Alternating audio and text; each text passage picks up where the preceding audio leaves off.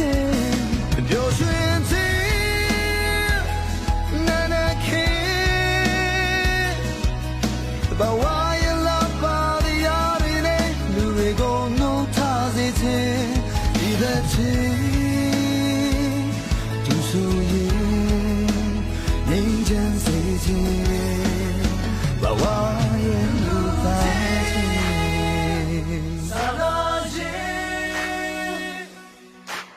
အင်းရတဲ့မြတ်တရားတွေပဲပြန်လည်ဝေမျှကြရင်လာပါတော့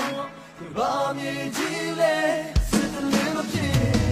ပျော်ရွှင်ခြင်းနာနာခေဘဝရဲ့လာပါတရားတွေနဲ့လူတွေကိုနှုတ်ထားစေခြင်းဒီတဲ့ခြင်း